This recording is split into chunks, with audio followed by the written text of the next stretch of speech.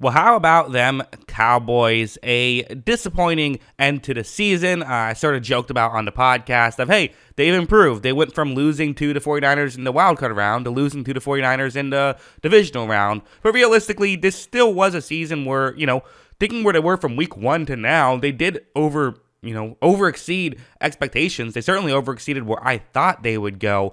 But that's not the goal to get to the divisional round. They want to be able to get all the way to the Super Bowl. Are they just destined to be a team that can't get to the conference final but will consistently be in the playoffs? Or are there things they can do to take that next step? Or will go the other way and will they miss out on the playoffs altogether? Let's talk about where they're at.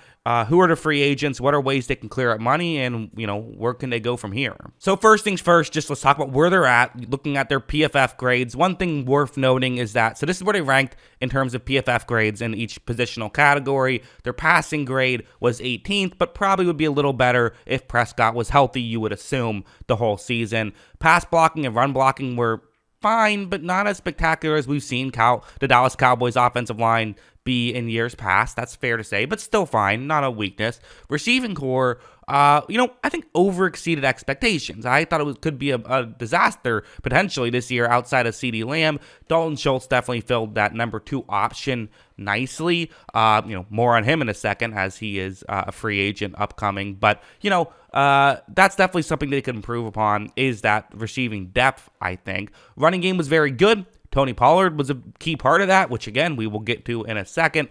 Run defense was a bit of a bummer, although really played well against San Francisco. Pass rush was great. Coverage was good. So you have definitely, places you can improve upon, but also places where you were very good. These are their upcoming free agents, and yeah, you got a decent list, especially one worth mentioning. They actually are in negative cap space right now, barely, by about $200,000 under the cap. So I put 0 on the screen. That's just, for simplicity's sake, I always round. But what you see on the screen is these are their upcoming notable free agents. So not all the free agents, but the notable ones, and how much they're projected to get in free agency, millions-wise, using the Sport Tracks projections. Or for a couple, I filled it in myself because they didn't have them. So Dalton Schultz is, I think, the biggest upcoming free agent here. He's projected for $15 million, and man, you really don't want to let him walk, right? After you just got rid of Amari Cooper because you couldn't pay him, you win football games by passing the football, right? You're paying Dak Prescott all this money because you believe he can pass the football, at least effectively, at least maybe not a tier 1 quarterback, but, at times, certainly a tier 2 quarterback, and when he's at his best, we've seen flashes of tier 1 quarterback play, although, at his worst, we've seen worse than that, obviously.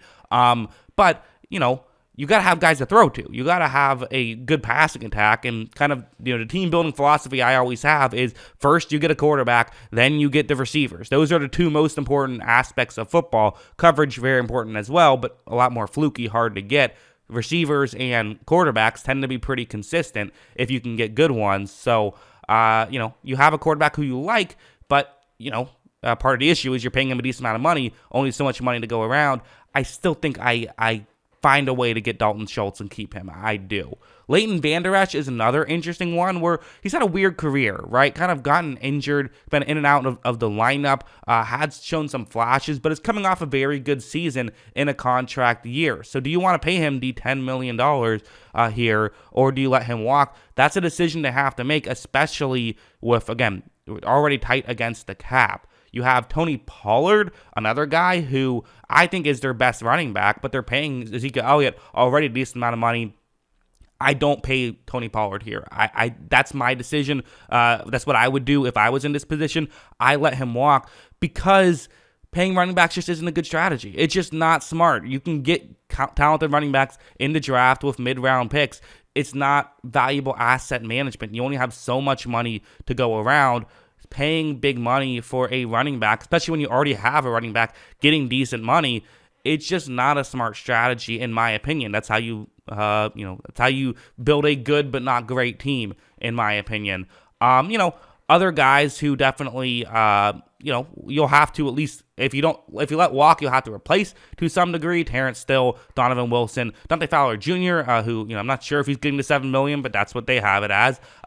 Cooper Rush is an interesting one here because, again, you probably let him walk, right? If he's getting $5 million a year, I think that Dallas probably says we're going to ignore that. But at the same time, Dallas is a team that they've always kind of said that they value that backup position. They got Andy Dalton, years back. They got Cooper Rush, and it worked out this year. I mean, Cooper Rush won them a decent amount of games and kept them in playoff contention and kept them in the number 1 seed contention. This was a team that had a chance to get the 1 seed this year, and maybe things are different if they do get that 1 seed. They would have loved to play the Giants this week, I'm sure, with all due respect to the Giants.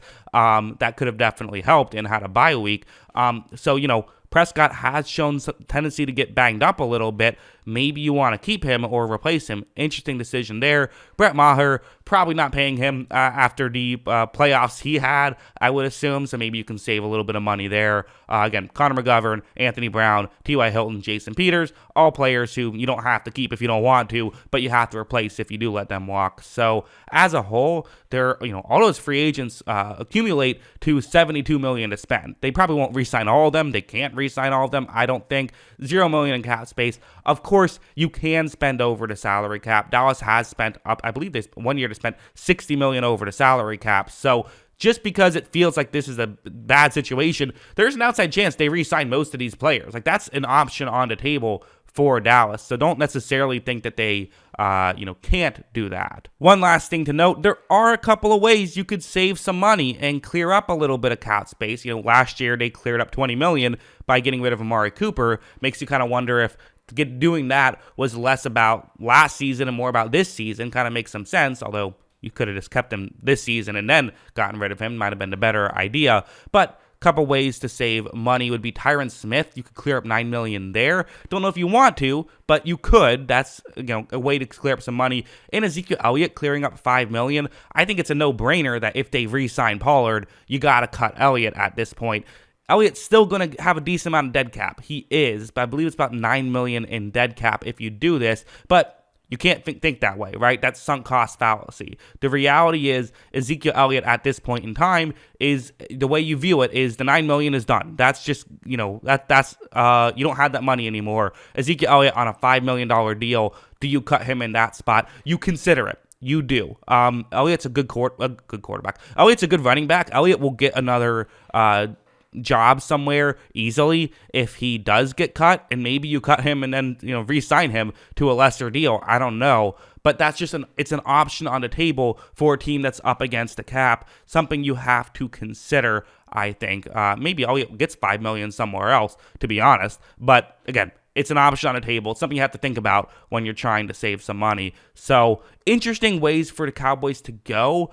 Feels like it's more likely for them to get worse than it is for them to get better. But the flip side is you still do have some young players that you hope can improve. And again, the draft is always a key to this. It's always a way you can get better. And maybe just as simple as that is young players get better. But to me, I would put an emphasis on trying to build up the receiving core a little bit more. CeeDee Lamb was great. He was great in that playoff game. But really, Schultz has done some nice things. If you lose Schultz here, it really is CeeDee Lamb by himself, especially if you lose Pollard as well. You got to find ways to get Dak Prescott some weapons. He can't do it alone. He just can't. Got to find ways to do that. That's the way I would attack this offseason. But that's what I think. What do you guys think? Let me know in the comments below. Always love hearing from you. And of course, as always, thanks for watching.